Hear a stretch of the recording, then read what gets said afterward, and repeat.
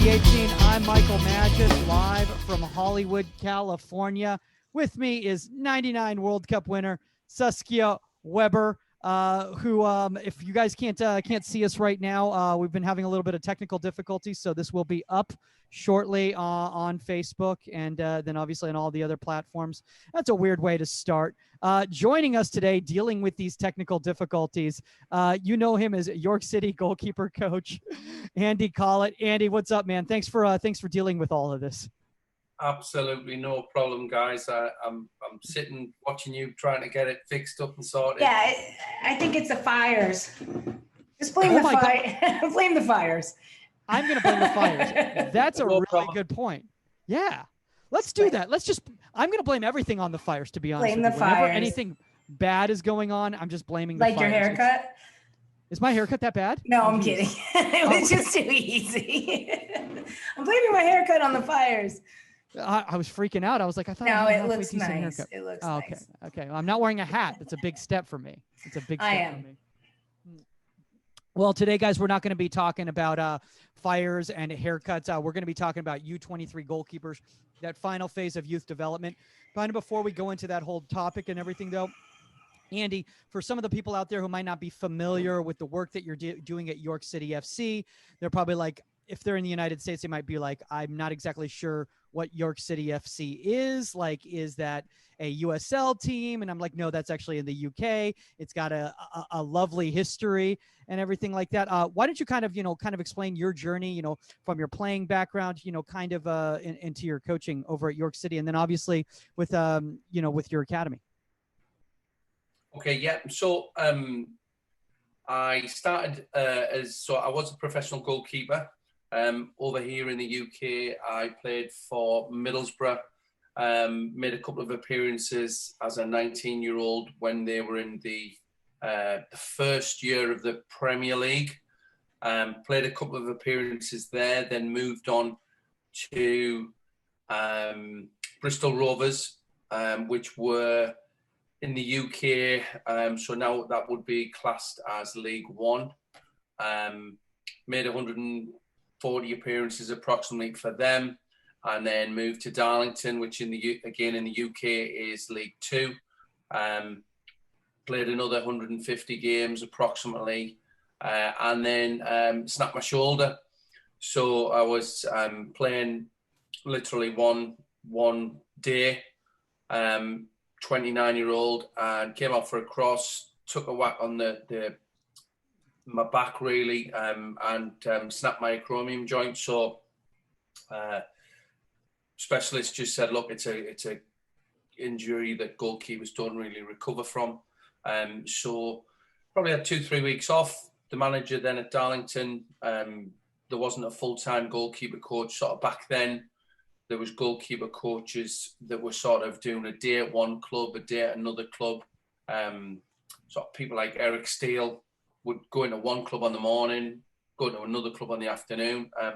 And the manager just said, would you be interested in doing some coaching?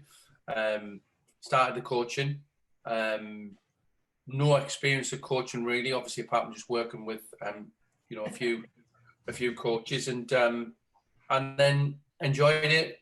Went down the coaching qualifications route, and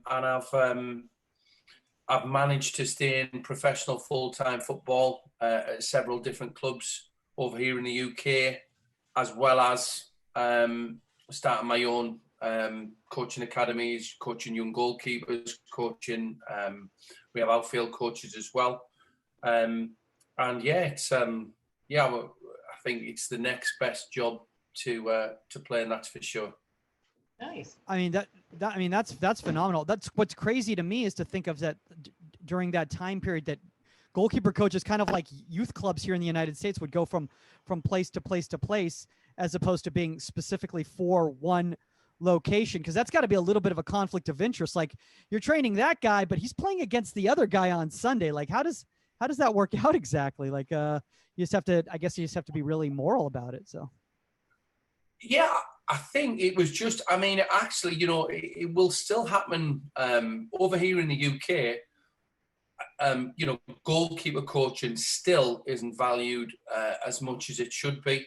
Obviously, I'm at York City, which are probably step 6 or 7, and I would probably think there would be 1, maybe 2 professional goalkeeper coaches full-time within the league that I'm in. It's an area that is still neglected, and when money's tight, the goalkeeper department is First to go. Yeah, exactly. Yeah, it's an area. Well, you guys can kick a few balls between you on the side, and it really depends. I think it really depends on the manager that you're going to work for. And I've had some managers that have been brilliant. Have just sort of, look, I want you in full time. I'll give you a good salary, and I want you to make sure that the goalkeepers are performing as well as they can.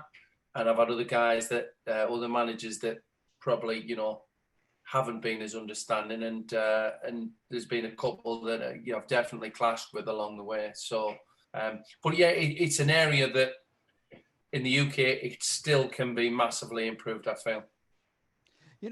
That's amazing because Saskia, I don't know about you, but I didn't know we have this whole image in the United States that you guys have everything on point at every minute. It's like I just assume like every Man City session, I'm like, oh, that's what every session in the UK is like. It's just exactly running that smoothly. So it's nice to hear that you guys have the same difficulties that we do here in the States. And one of those difficulties that we have, and one of the reasons why I really wanted to have yourself on, including with Saskia, because you guys deal a lot with this age group. And I think it's kind of lost in a lot of times, and that's kind of like that U23 18 to 23 age group, which is kind of the young professional, high level amateur trying to get ready for a young pro career. So first off, maybe for like some of these people who might be listening right now who might not be familiar with what we're referring to like a U23 goalkeeper, kind of what in your mind is like the profile of a U23 keeper? Me? Well, whoever wants to, either one of you guys. I think it's different for men and women. It's starting to be a little similar, but I think, as a U23 goalkeeper internationally for men, I think you're still looking at goalkeepers that could be playing in the Premier League. And whereas for women, you're looking at more goalkeepers. Sorry, my dog's cracking me up. You're looking at more goalkeepers that are playing in college. So they have, there isn't that pro outlet. They're not going, the academies haven't been there. They're not moving up. They're not like 18 years old and going over and playing for Man U or, Barcelona or something like that. And I think that with the women, it's different. The process and the path is different. I think you find most female goalkeepers that want to go pro will go to college first to go pro. Yeah. Andy, that's changing. It's changing. No, absolutely. But it's not the same. Yeah. Andy, any thoughts? Yeah. Yeah, I mean, obviously I can only speak about the system over here in the UK, but an under-23 goalkeeper in the UK is so. For instance, if you were talking about a Premier League, a Championship club, it would be goalkeepers, outfielders as well. Between 16 and 18, they tend to sign what's called a scholarship. So they go into a club full time. Then after that, they would be offered a professional contract. That can vary in length, but then they fall into that category age-wise of obviously 18s to probably 21, 22. And in the UK, the system is really the from the bigger clubs, they're then a sort of they're loaned out. So, for instance, a Premier League goalkeeper will be loaned out to maybe, you've even seen it with sort of Dean Henderson. Dean Henderson, I'm not sure what age he is, but he probably falls within that age band. But most of the big clubs might have 6 to 10 goalkeepers between 18 and 21 years of age. And they try and obviously coach them, but then they are really sent out on loan. You see the likes of Jordan Pickford, obviously guys that I've worked with, Kasper Schmeichel, Nick Pope. They send them out on loan to the lower leagues, to get some game time, and then hopefully go back to the parent club. Obviously, having played in front of a crowd, probably made a couple of mistakes, dealt with the mistakes, and if they're sent out on loan in League Two, the following loan would probably be League One, with a view to eventually, here in the UK, the sort of the professional game, it's very rare that you get lads making appearances really at the parent club, especially the big clubs, until hitting 25, 26, 27 now. Yeah. Yeah. So that's the way it tends to work in the UK. Yeah. Yeah, so you see the difference. I mean, it's just, it's very different in the sense, you're not looking at Ashlyn Harris or let's say Casey Murphy or something coming up in the women's side and getting loaned out. Really, they all went to college first. They all played in college first to find that path into the national team and into pro. Yeah. Well, one thing I want to talk about is from the development standpoint, because this is a really difficult age group, I think, a lot of times for people to gauge, because a lot of people are kind of at different stages. Andy, as you can say, some people are ready to be young professionals. Some are still clearly in that apprentice level where they really still should be, with a youth program and still developing. So how do we kind of balance that kind of, that teaching with, hey, these kids need to start getting a competitive environment and start getting results. Otherwise, they're not going to be able to handle actually playing for the club. Well, it's actually, in the UK, again, it depends on the length of the loan spell. So, for instance, if I was taking a young goalkeeper from a parent club, really, you probably, because each goalkeeper coach over here has probably slightly different techniques, slightly different attributes to the game that they want, I would really probably be saying to the goalkeeper coach at his parent club, look, am I okay tinkering with this? Can I change that? Can I add that? I think that's the way it sort of works over here. So just out of courtesy, really. And some coaches will say, no, just take him for a month. Other coaches will say, yeah, no problem, just try and add to his game. The main thing that they're getting is match experience and probably dealing with first team football, senior level football, pressure, dealing with older professionals, and obviously if they can cope with that, technically they're obviously going to still be improving and changing and growing. But I think that over here they're definitely they're sent out on loan to probably to make mistakes really and see how they deal with making mistakes. They don't come out and make many mistakes, but it's how they respond, because it obviously over here in the Premier League or a Championship, they don't like putting young goalkeepers in because they're pretty much unsure of how they will be. So the system over here is you go out on loan, you go out on loan, you go out on loan, you keep working on your technical game, and obviously physically, physically guys are growing, filling out, getting in the gym, getting strength, conditioning. So that age group, it really is it's a difficult one, because they all want to play as well. They all want to play, but finding teams where they can play can be difficult.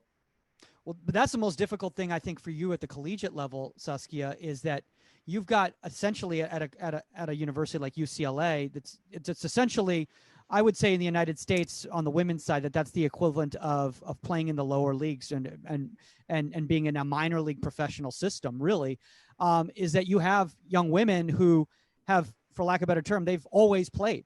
They've always been stars. Oh, yeah. They've always been playing consistently. This is kind of the first time they've ever been in an environment where they've had to challenge for a spot, and there's only so much time to give. So what do you need to focus on in these final years of development for these young women to either get them ready to play professionally or to get them ready even to play at UCLA? Well, I think the biggest thing I've noticed is speed of play. They're coming from, like you said, being the best in their region, being the best on their club team, so on and so forth. But the speed of play is, I think, a bit of a shock for them. The power, the strength, like Andy said, getting if you can physically look at the difference between a junior, senior, and a freshman. And you can get the same height kind of the kid in, but the awkwardness that the body hasn't filled out the way using the physio coaches would have it like after 4 years. Like it's amazing. The touch on the ball, the speed, and it's catching them up. It's understanding and seeing if they can handle it. One of our keepers now, she's a great keeper, best keepers in the country, freshman coming in, but she's struggling with the speed of play. Seeing the ball, seeing the shots off the foot, seeing the quick release, and the pure power of it. She'll get it, but that's why you redshirt your freshman year. A lot. That's why you redshirt. And actually, with this COVID thing, not that it's a good thing, but with the fall season being suspended, imagine these kids coming in and they have 2 weeks to prove themselves and try to get on the field, and now they don't. And now they've got an entire season, fall season, with no games to train, to strength train, to get the pace down, to understand the competitive nature and level of practice every day. And that's actually kind of an interesting gift, because it'll be kind of cool to see rolling in if we have a full spring season like we would have had in the fall, to see how different it is. Because to watch them learn that, but that is part of it for me, is getting them used to that competitive nature, that professionalism. Even at this, I mean, it's the #1 team in the country, so even for college, and honestly, we could beat some, sorry everybody, NWSL teams. I'll say it, because you have to look at half my team is national team players from other countries, so it's like, as well as our own. So we're competitive, and but that's the process. Yeah. That's the process. You brought up a really good point, Andy, and I actually want to talk to you about this, because is that an issue right now in the UK as well too, with the whole COVID thing? Are kids getting lost in the shuffle because you all have gone back to competitive play, right, already at York? Yeah, it's we've gone back, and interestingly, we've actually we've got a young goalkeeper that we were looking to send out on loan ourselves, and we were expecting it to go through. It may still go through, but over here is been told that if he leaves us and goes on loan to another club, he then becomes part of their bubble. Yeah. So he can't then come back to us and train with us. So we sort of have to weigh up, well, although he's going to lose some training time with us, he's going to gain some game time. Yeah. So, I think that the game time at this moment is more important. But yeah, it's definitely, it's making things more difficult. And obviously every single game, regardless of what it is, you have COVID protocols to go through, which incurs expense, time, and we're pre-season now, so we're trying to get 5-6 games in. But the game of the weekend, it was supposed to be against a local side. The day before, that sold maybe, it's only a local side, sold maybe 1,000 tickets, and day before got put behind closed doors. So yeah, there's a lot of, it's certainly going to make it more difficult for your 18s to 23s players to get out and actually get game time. Yeah, and we have the same thing with technically in our bubble as well. I know there's some international players and stuff that can go and play and everything. I think that it's that's the problem. Once you leave the bubble, to come back to it, there's a quarantine, there's this, there's that, there's the other, and so you have to gauge what it's worth. A little different in college, but we have to deal with the same thing. Absolutely. Yeah, I mean, one thing that I think was really interesting in regards to one trend that we're seeing, and Andy, I know we spoke about this earlier, and obviously it's a very common thing on the women's game for women to come over from Europe and play in the American universities. But now more and more you're starting to see, Andy, players from who are in the UK either coming through a professional academy or they've been playing high level amateur and they've chosen to go and attend an American university before trying to attempt a professional career again. How's that looked upon over there in the UK? And do you think that this is a good decision for a goalkeeper, not as much a field player, but a goalkeeper that needs all those matches anyway? Well, I actually want to sort of, although I'm full time at York, I also work in a college system in the UK, and so they would, for instance, in the UK, if you didn't get taken on or offered a scholarship at a professional club, the route then for some guys is to go to what we call college to get education, study, and also take part in the football college football team. And we are seeing, certainly from the college point of view, more and more companies and several guys actually going out to the USA to study, and obviously join universities out there. Me personally, I think it's an absolutely fantastic experience for them. Hopefully, they'll come back and they'll get a chance in professional football. But I mean, I don't actually know too much about it, but I know little bits is that, York City, for instance, we're probably getting crowds on average of 2,000 to 3,000. Now, I'm told that in the university sort of system in America, they're getting enormous crowds. Yeah. Training in fantastic facilities. So the facilities in the in the USA, I'm sure are a lot better than a lot over here. And like I said, you're playing in front of a massive crowd. You're getting great coaching, good education, and if ever I've been asked about it, I've said, look, go experience it. It'll be amazing. Absolutely. Absolutely. For that reason, we've talked to the girls about that. Like UCLA, we sell out our stadium every game, and to have that experience under your belt, even for a woman and the men and everything, and the education and the facilities are ridiculous. Like I played pro and everything, and it's better than anything I've ever seen. It's like, oh my gosh. And when COVID's not around, I've got like 2 assistants myself. Like I don't shag a ball, touch a ball. I tell them how I need my system set up for the practice, and it's all set up and everything. It's amazing. What you don't know, Andy, is actually Saskia's just a hologram at UCLA. Like she doesn't even have to go there. I know somebody else does it for me. But basically, I'm sure it's a lot more professional over here. Yeah, and I agree with you, Annie. And you can't skirt the education. Number one, let's be honest, if you're not scratching at the bit for maybe being a full-time pro and making a living out of it and stuff like that, if you can get a massive education and play football at the same time, then you should do it.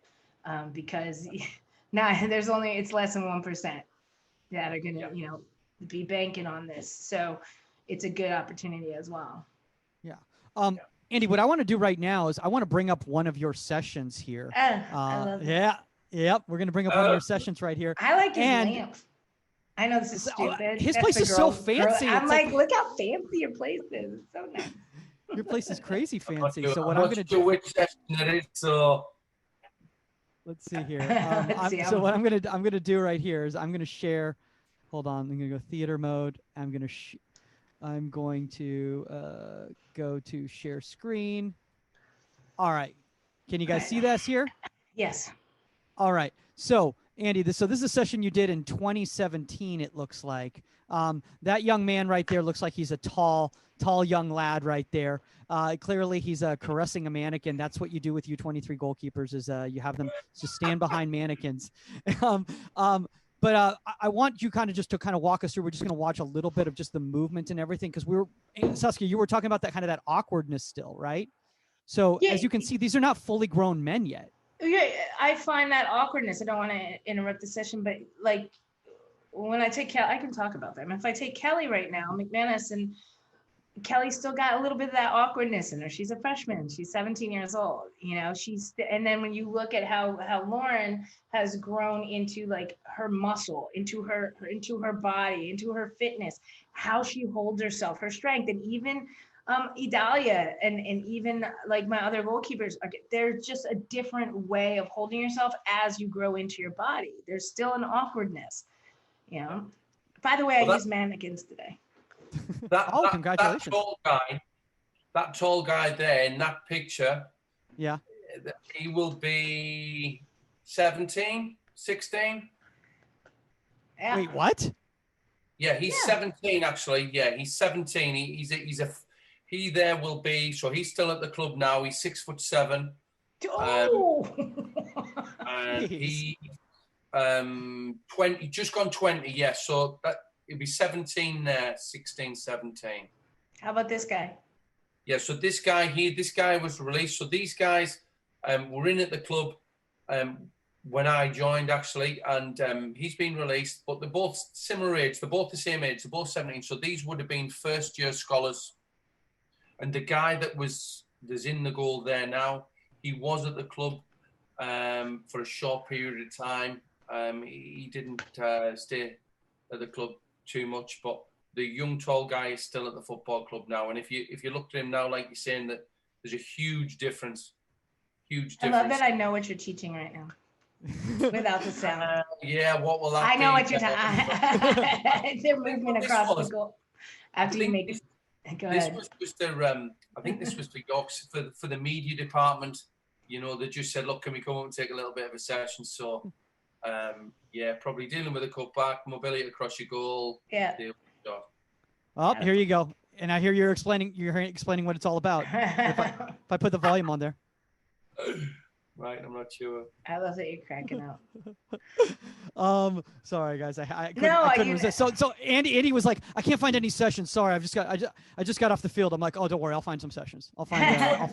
We're not at the level over here where we film our sessions. We like York City, we're not at that level. At the top level, obviously those guys do that, but at the level that we're at, we're not in a position to be able to do that. It would be nice to do that, but. Again, like UCLA, we have a guy come out and film our sessions. It's crazy. Exactly, I never had that with like.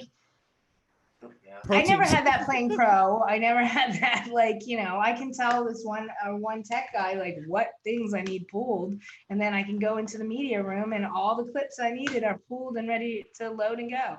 I'm like, this is amazing. But to be honest with you, that's actually a really interesting thing that you pointed that out, Saskia, because here in the United States, Andy, at least a lot of kids, when they come out of the university system like that, and they've been in that environment, and then they go into lower leagues, it's like it's a shock to them. It's that reverse.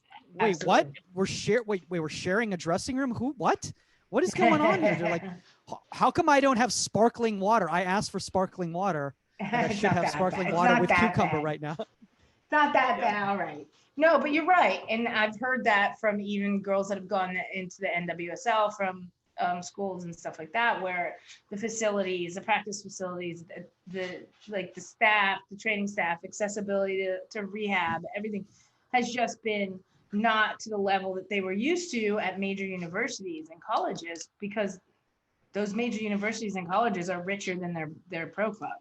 So, and the facilities are better than anything you're going to get at your pro club. And that's a shock as well. Absolutely. I want to bring this up right here. Andy, first off, one thing I love about the whole loan system that you all have in Europe primarily, and there's a little bit of a loan system coming on here now in the United States, is that it humbles a lot of these kids who are superstars coming out of big clubs and their academies and everything. And they've had everything kind of, like Saskia's talking about, everything's very high level, a lot of money put into it. And then they're going to an environment where they kind of have to either fend for themselves or, for lack of a better term, they don't have the resources that they're used to. Is that kind of like a sink or swim type of moment for you a lot of times, where you kind of see the kids that are kind of cut out to be professionals and are actually willing to handle it? 100%. Yeah, 100%. You do get some kids that come in and, like I said, where's my kit? Where's this? Where's that? Yeah. And those kids, in my experience, are the ones that have probably been spoilt, and they've gone on to struggle, or they haven't. They've slipped down the levels. We expect certain things. That a lot of the guys that we've took on loan, and one of the I would talk about would be Nick Pope, who was in a college system, was in a pro club system, got released at 16, got back into a pro club, came on loan to us at York, really bought into everything. He was living in a bed and breakfast, which is just like a small local house. Stayed up every day.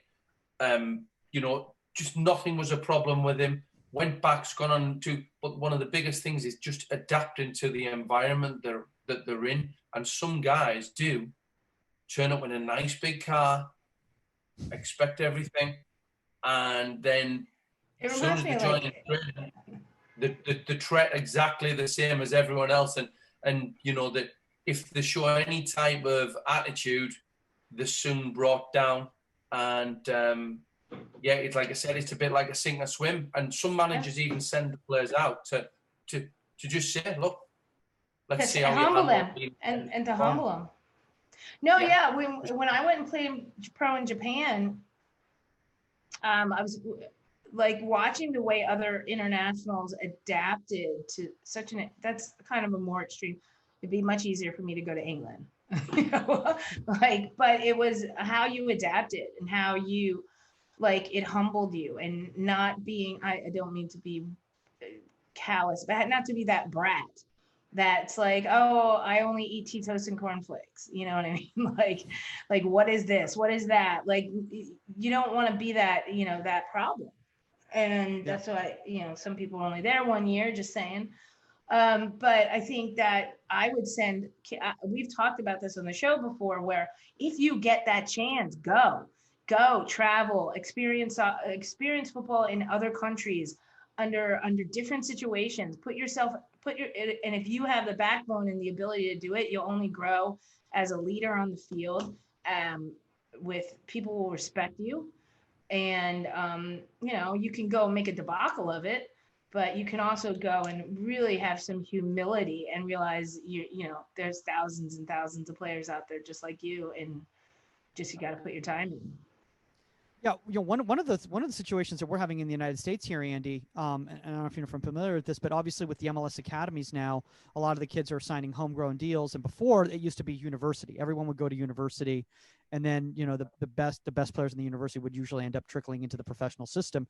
A lot of kids are now bypassing the university and they're going straight to the pro. The problem is that because they've come through their academy system and then gone to the reserves, once they get to the first team environment, they've never played in front of 35,000 people. Like, they've never been in that before, because on the reserve teams, there's parents in the crowd, some friends, at a training field, and that's why I just think it's so important that there's clubs such as, and not saying this in a derogatory way, that there's lower league clubs in Europe that allow people to play, because your fans actually care about York City. It's like, no disrespect to LA Galaxy 2, but there's no LA Galaxy 2 supporters. They're just Galaxy supporters who might walk by the training facility and watch a Galaxy 2 match, but there's fans of York. They've grown up being York supporters. Yeah. It's dealing with the responsibility that, once you're in men's football, you obviously have the crowd, you have fellow professionals, and at the level that we're at, fellow professionals need to win to bring the salary in, to get an extra bonus. So there's a lot more pressure than in the under 23s football, where, like you're saying, there's 150 people, there's no pressure on the game. So in the UK, we see a lot of guys that haven't gone out on loan and they get released age sort of 21, 22, 23 on maybe, I don't know, 150,000 UK pounds a year.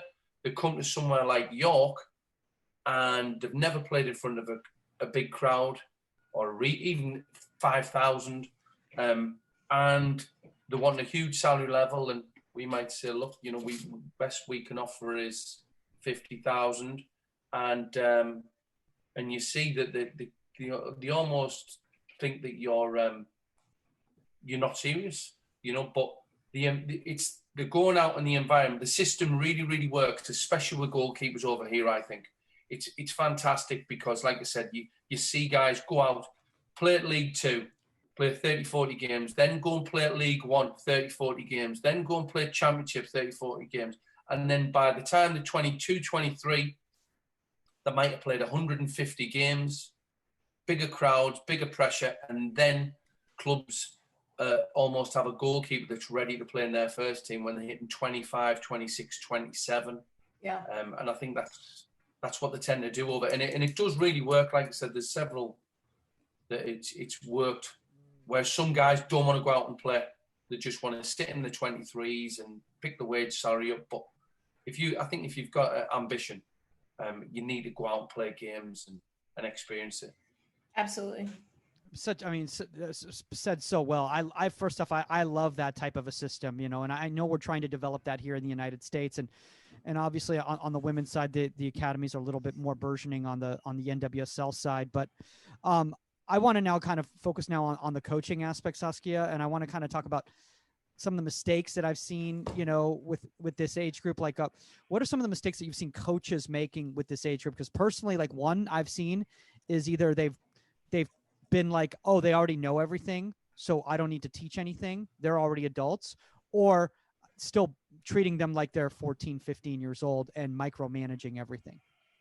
Well, I think it's more on the side of that expectation on the women's side. I can only speak to what I've seen, like, even though I know the men's side and stuff, but it's the same thing. You're going to get a freshman, you're going to look to recruit a freshman who's going to walk in here and start for this age group. And I think that, or like a young 17 or 18-year-old. I think those days are gone when you throw that person in the mix. And back when I was playing, that was it. You know, Bri and myself, you know, you came in, we were pups and stuff, and you're playing a national team, international, you were thrown in the mix, boom, you know, like friendlies, figure it out.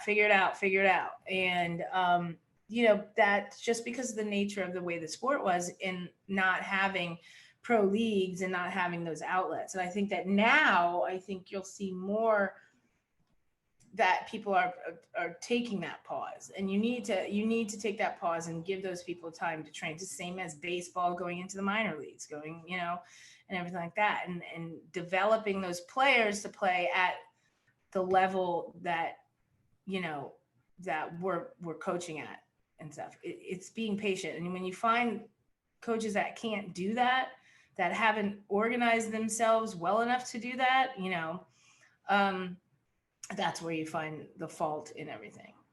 It's not like, oh, this is my senior, she's going to play she's going to play through her senior year. This is my starter. And when she retires, oh no, now when she graduates, oh no, now I got to figure it out. You know, you have to get those other players games. By the way, I think someone's trying to park in your building right truck. now. I hope it might be Western Exterminator. But I think anybody can agree with that. You have to get those players games. You have to get your number 2, your number 3 games, period. And I even fell under that cuss. I was capped for, not capped. I was rostered for over 200 national team games in my career. And I played like 40, like, you know, and even Nair went through that, where she just sat. And that's a mistake. And it's a mistake on the net. And we talked about that when the NWSL had their tournament. We talked about that when the MLS had their tournament. Like, what is the importance here? Like, is it to win this little COVID tournament, or is it to actually get some players some playing time against some serious opponents and sub those goalkeepers in? Yeah. Andy, would you say that's one of the main mistakes that you've seen when people are working with that age group, is that they're not getting them games? Yeah, I think at that age group, it's massive to get out and play. And that would be as important as what you're doing on the grass. is that you're making phone calls, you're trying to get game time. If you haven't got a side within your own football club where goalkeepers are going to play, you have them out, or you have to try and get them out and obviously go and play in games. They're going to learn. Like I said, all the other aspects that you can't show them on the training pitch. Obviously, technically, they should, at that time of age, they should be competent. But game scenario, game situations, like I said, I think they say, don't let the game be the teacher. But you can only do that if you play. So, if at all possible, once our goalkeepers are hitting 18, 19, you're saying, look, let's get you out and get some games. That's vitally important, yeah, for sure. Yeah.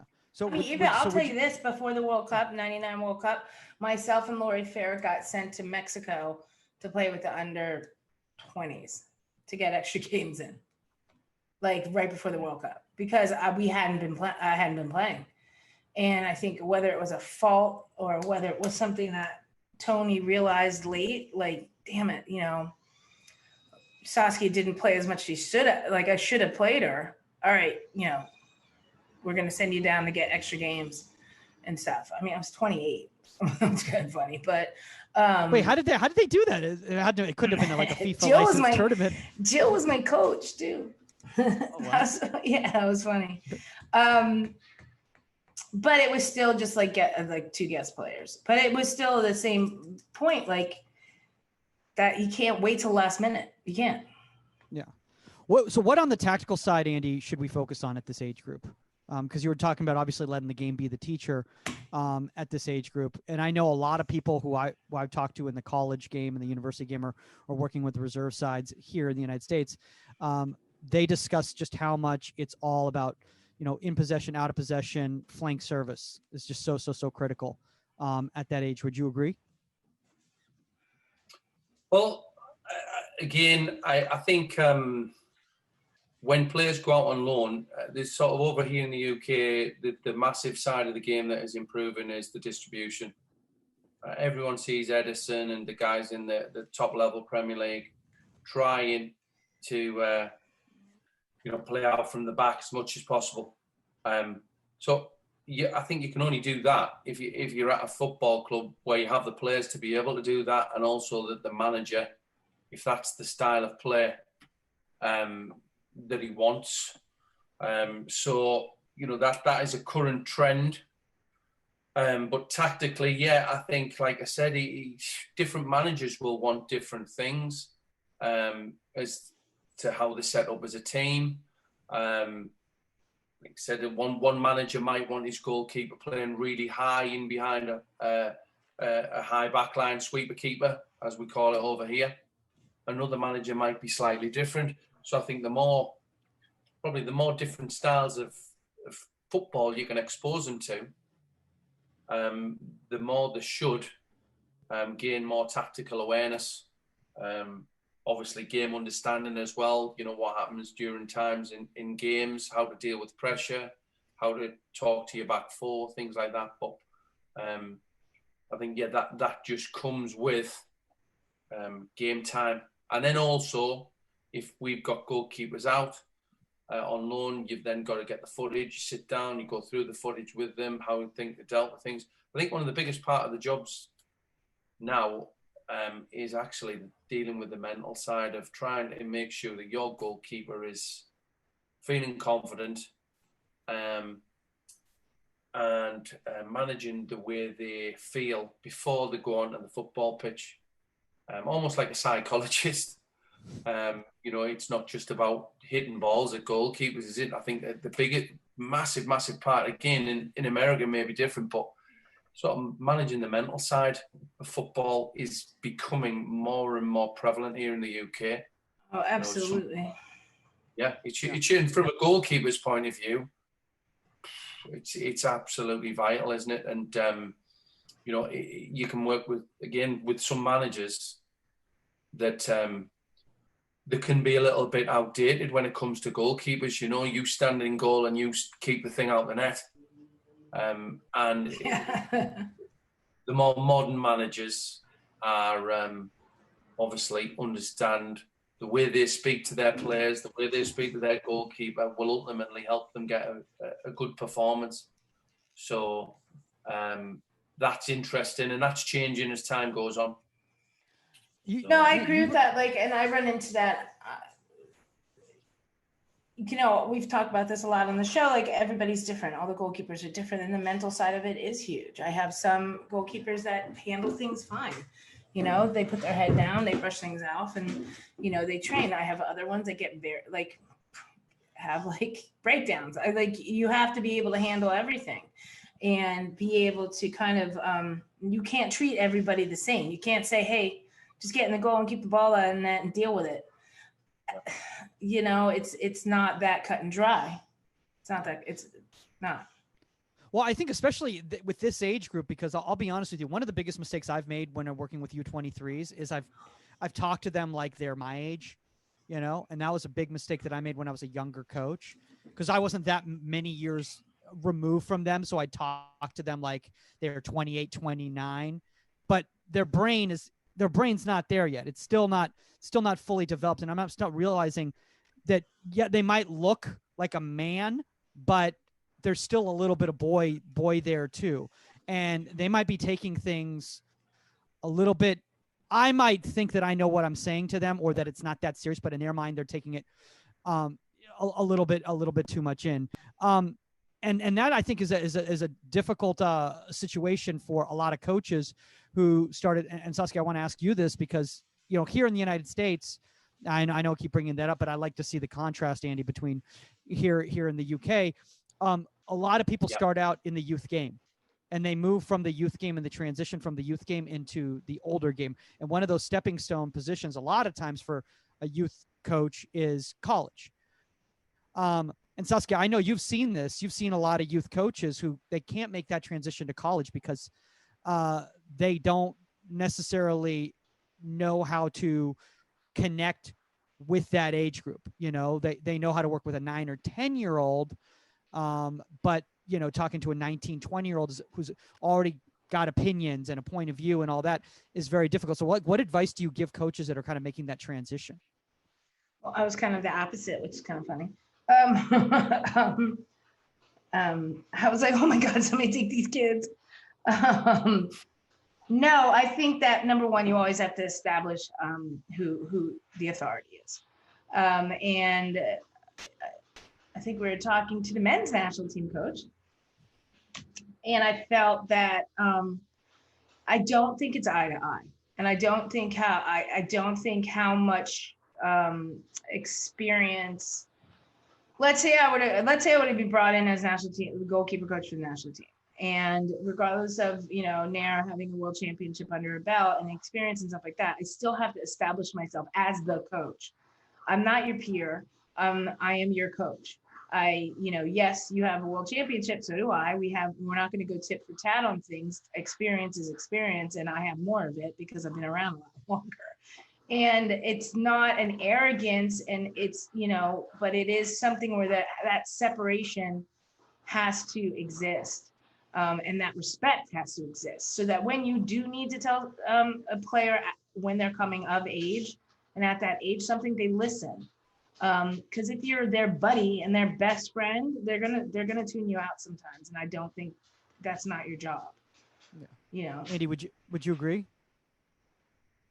Yeah, definitely. Yeah, so that age group is, we know where the line is, but they don't seem to. So I think you have to, or some don't.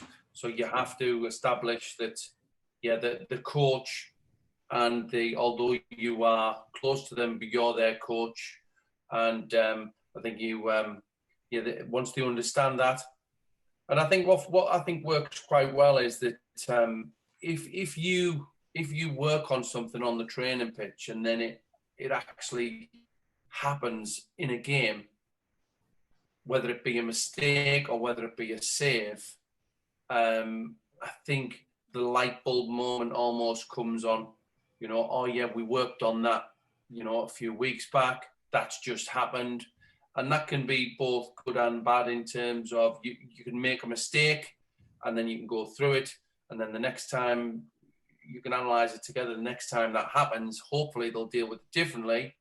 The light bulb comes on, and then almost you get the instant sort of trust, because as I said, I mean, I try and ever avoid back and sort of saying to the guys, look, when I played, you know, because I'm old enough to be some of, you know, the dads, so that they can't relate to me in that sense. Although they know how I played, but, you know, so that doesn't really, sometimes come across. So I think you have to establish those boundaries. Yeah. I'm here to improve you. And if you listen and you work hard, you will definitely improve. And I just, most of the time, I will say, look, it's your choice. You can do it your way. And maybe that won't be the best way, or we can work together and try and do it my way. And I think my way, I'll improve you. And if you want to improve, hopefully that's the choice they'll make, because there has been a couple that have decided that you want to try and give them advice, you want to try and improve them, they don't want to improve, and ultimately they tend to go out the door, you know. And it really depends on their attitude towards learning, I think. And I think all players that are listening to this and stuff like that, some of you might roll your eyes and everything like that, but the truth of the matter is that you think you know what you're doing wrong or what's going on, and you don't. And you might have an idea, but there's a lot more technically to it, and a lot more that your coach can help you with. And, you know, Andy, even you said, like, when they asked you to coach, you're like, I've never coached before. You know, and it's a different perspective. It's a different way of looking at the game than through yourself and through playing. And that's why coaches do what they are, and they're successful. We see things differently, and you have to be open to understand that. So yes, you might be having a problem getting across your box and dealing with like a slotted ball or something, and you might think it's one thing, but we might see 5 other technical things that it is that can be improved on to make it easier for you. And if you're not open to hearing that, because you're at a certain age and your coach is maybe a younger coach, and you're like, you know, then you're going to be out the door.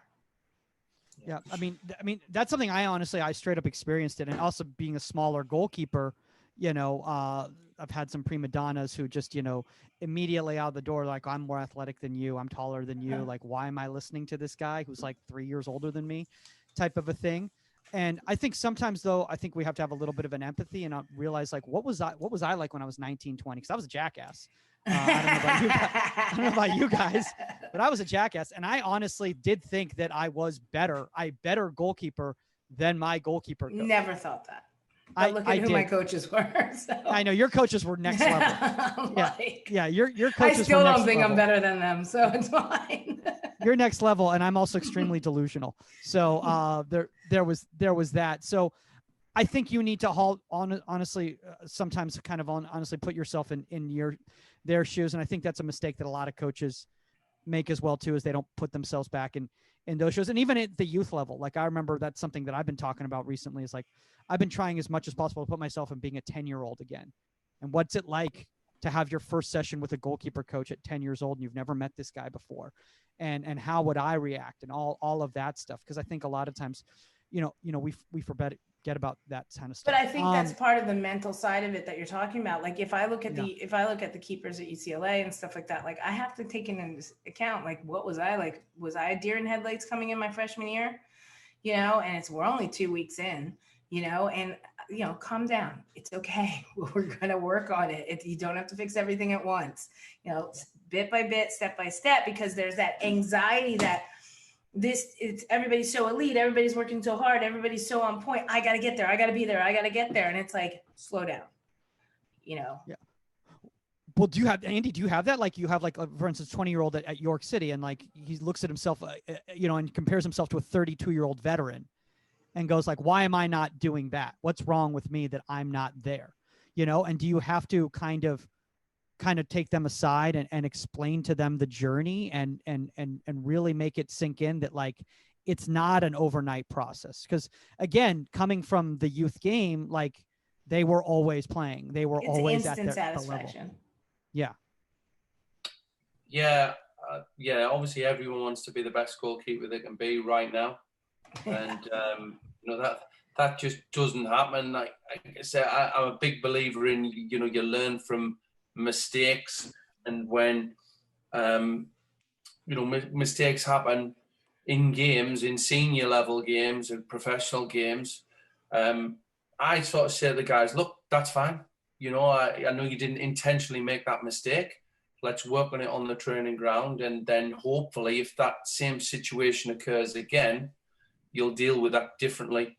And that certainly happens more when you're working with younger goalkeepers and younger goalkeeper in your team, because they are more likely to make mistakes or make bad decisions. And they also are more likely to probably suffer a little bit mentally from those mistakes. So that's where I think the psychologist side, and look, it's okay to make a mistake. You're young, you're learning.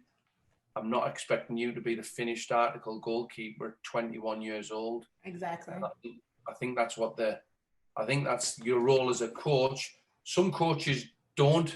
I look back at some coaches that I worked with, and a couple of the guys worked at a very high level, England level, and looking back, they weren't coaches. They just ordered you what to do, and if you didn't do it, you got shouted at.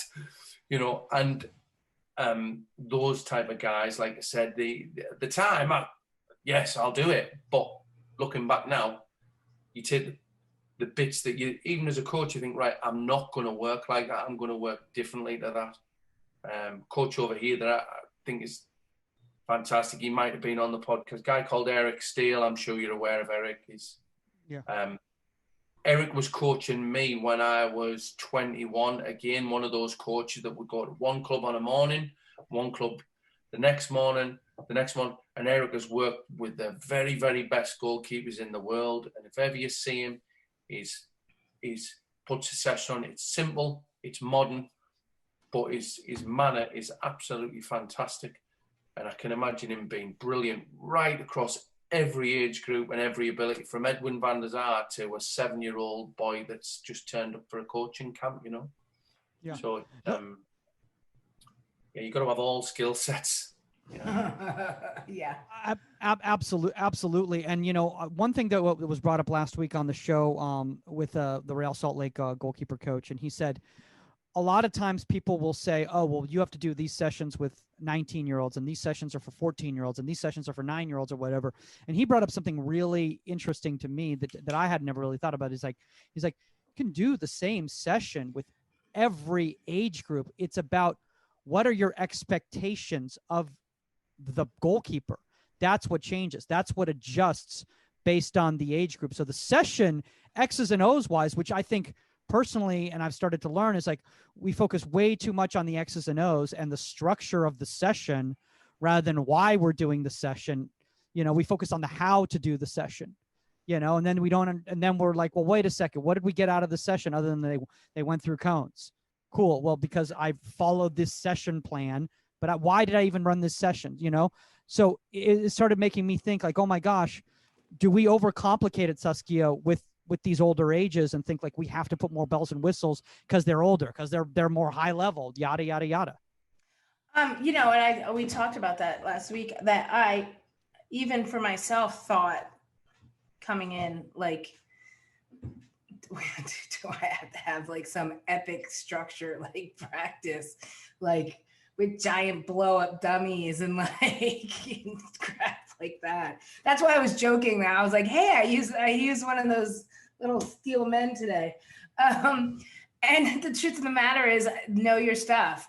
Know what you need out of your goalkeepers. Know what they have to work on. Have confidence in that, and structure your practice accordingly.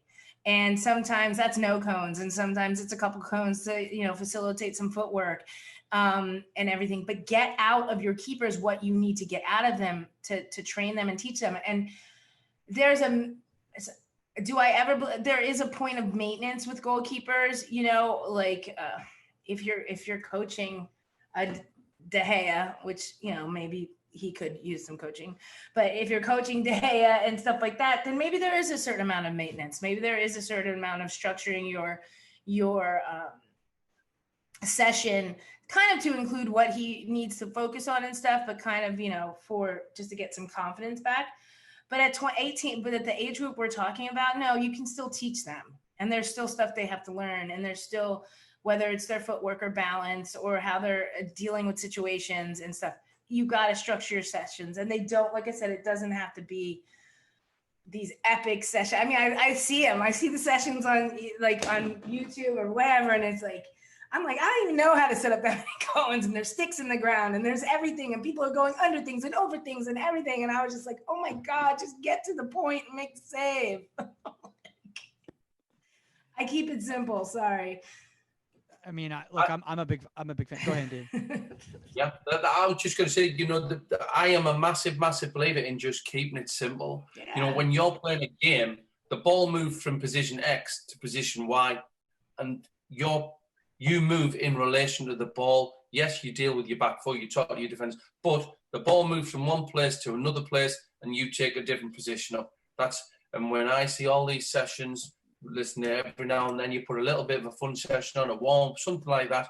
But when you're seeing, like Saskia says, jump over this, do that, do the other, that does never, ever happen in a game. Except the ball moves from position Y to position X, and you move in relation to the ball to try and keep the thing out the net.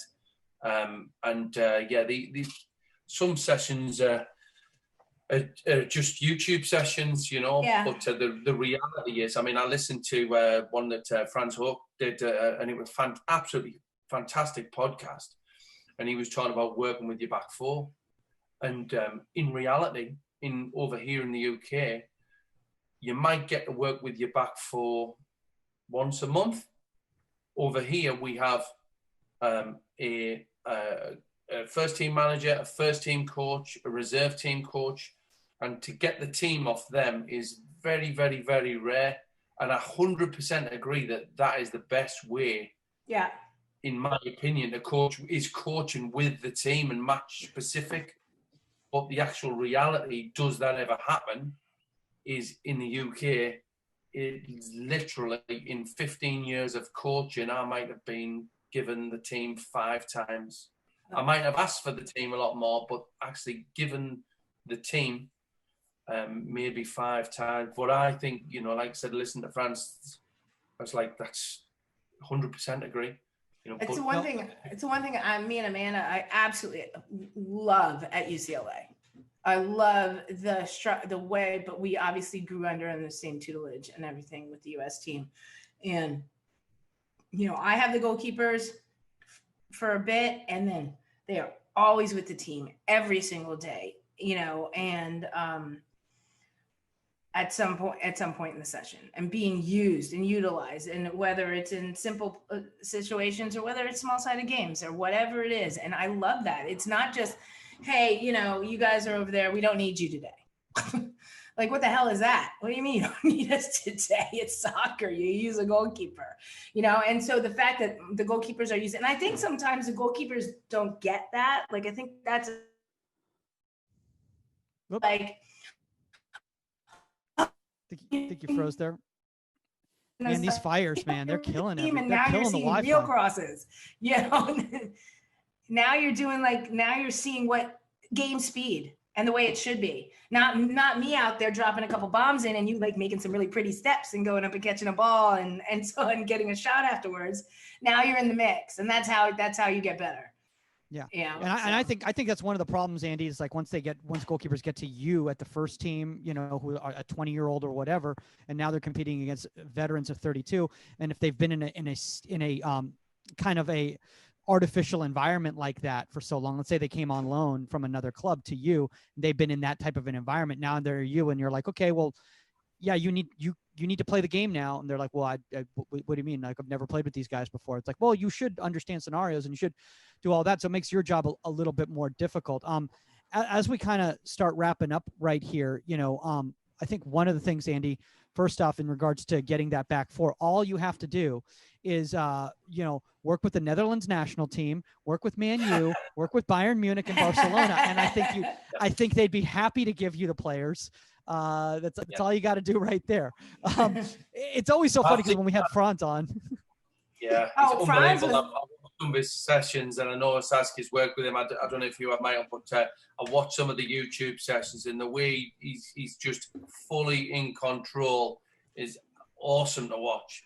But actually, for here in the UK, like I said, if I was to say to the first team manager, oh, Gaffer, can I have the first 11 and I'm going to put an 11 against them, he'd look at me as if, don't be silly, you stay over in the corner and coach the goalkeepers. You know, that's the way that, unfortunately, the attitude, obviously, like you said, you're talking about one of the best coaches in the world there. But to get that opportunity to do that is very, very rare here. But one day, maybe one day. But I think we've talked about, even with multiple coaches on this, and even with Franz on this, that is a huge problem. And it's the fact that, no, your goalkeeper coach should be / assistant coach should be involved in, let's see, free kicks, like whatever you're going over, anything, like they should be involved in it, helping organize the defense, helping explain to the keepers how things should be going. Like, they're not just, kicking some volleys while one of the keepers is in with the team going through that. Like, no, that is like, what do we do 90% of the time? Distribute, distribution, like it's, and communication. We're not diving into the upper 90% of the time, hopefully. So I think that really comes from the manager as well, though, doesn't it? He was saying obviously about I think it was Edwin Louis van Gaal. He sort of said, "Look, you do it, or you come on board," and that really is, depending on the attitude of the manager and the attitude of the manager towards the goalkeeping department, the goalkeeping coach, and the goalkeepers, and almost the trust. And obviously, he had ultimate. Louis van Gaal obviously had ultimate trust in France, and that podcast was brilliant. Listening to the stats and things like that, it was really interesting. And like I said, you listen to that and you go away and think, I've got to get involved more in this. Yeah, exactly. Well, then I've never seen Mike and Omar so quiet in my life. We were all just sitting here like this. Oh yeah, he killed Omar a few times on that one. Yeah. But I think it was just like the education. I think it ran 2 hours, and like I think I said like 5 words. I was like writing stuff down. I was like, okay.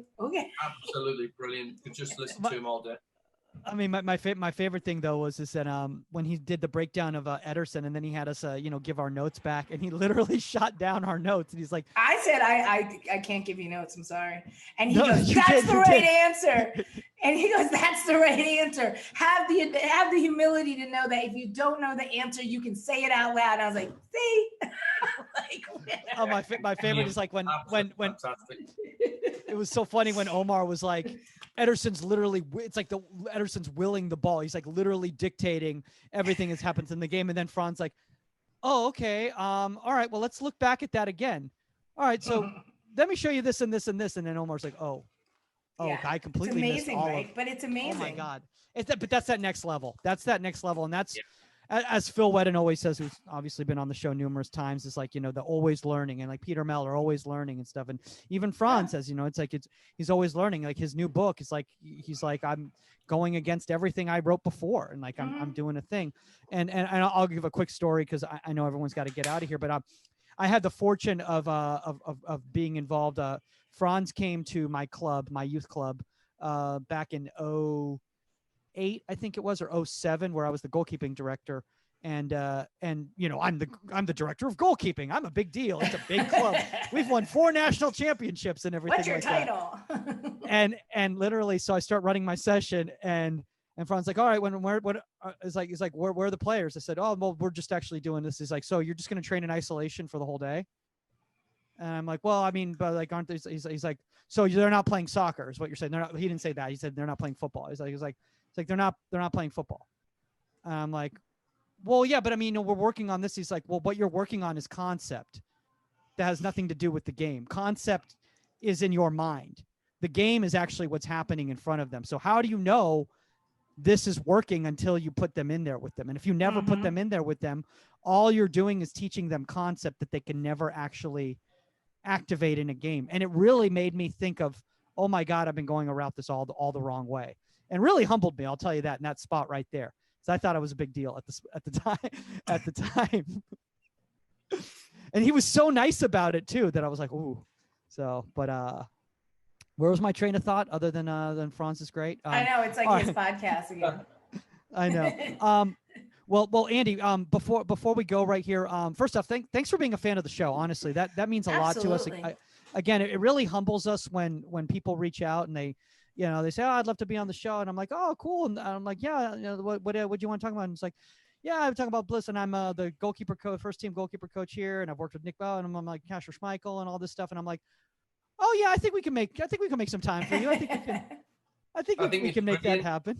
Honestly, like I said, he just, we're all passionate about goalkeeping and goalkeepers, and I listen to the podcast. It's absolutely superb. And like I said, you're learning as you're listening. You're learning, and if as a coach, you've, I think on the Franz one where you mentioned the set position, it gets you thinking. Oh, it's changed. It's definitely got me thinking. Yeah, we all have our own opinions on that, but I was trying to work out what he thought was the set position, whether it was the jump into the set, whether it was the standing still. But I think, listen to the podcast, like you said, it's brilliant because, as I said, I think once you're a goalkeeper, you're just always a goalkeeper, and anything goalkeeping, it just, it ticks the boxes for me, and I think the podcast's absolutely fantastic. Oh, thanks. I mean, well, thank you. Well, I'm glad we recorded that so we can use that as a soundbite. It's like an in and out soundbite promo. In the future. We didn't even get to even into your academy right here, Andy. But while we're wrapping up right here, if anybody wants to reach out to you, why don't you tell them a little bit more about the academy that you have going on in Middlesbrough and kind of the connection you've had with Leeds and all that. So. Yeah. I mean, we started the goalkeeping academy, and we actually do outfield as well. And luckily we coach all level goalkeepers in Teesside, County Durham, and some of the guys have gone into professional academies and professional football clubs, and getting to live the sort of the dream, as it were. We're an official partner of Leeds United. Obviously, Leeds United have just gone up to the Premiership club, and an unbelievable size football club. But I think, like I said, it's just I get the same buzz coaching an under-7 as I do coaching a professional. I think you can give them a little bit of advice, or you say something to them that will improve them as a goalkeeper, or just make them feel good. And I think that's the great thing with coaching is that, like I said, regardless of the ability, the level, I think. In my academy, we have all ex-professionals, so all of them are qualified to some level or another. But the biggest qualification is the personality and the way they deal with the kids. It's so important, and I think even at senior level, I think the way you deal with people to get the best out of them is a key skill in being a real good coach. And I think the best coaches can do that. Like Saskia said, some people need an arm around them, some people need a little bit more of a stern telling off, or you'll have to approach it. But I think the best coaches can do that really, really well. And the best managers that you work with, they just manage people regardless of their age.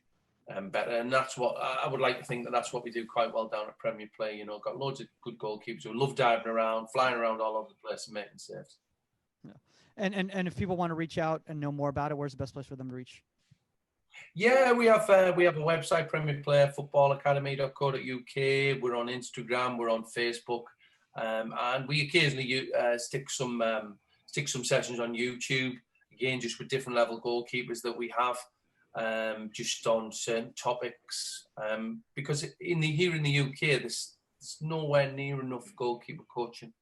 There's nowhere near enough good quality goalkeeper coaching as well. Because again, there's a lot of goalkeeper trainers that keep the goalkeepers entertained, but they don't really, like I said, do much coaching, as it were. And the kids go home happy, but they're not really getting much coaching. So we occasionally put little sessions on, and but it's an area that hopefully will continue to grow in. And well, like I said, just being part of your podcast, it's brilliant for me, and we'll stick it out on our social media, and again, just grows the goalkeeper community, hopefully. Absolutely. Yeah, well, we got some big plans in the store. We're not going to talk about that just yet, but we're going to expanding on that goalkeeping community. I need his interior decorator. Yeah,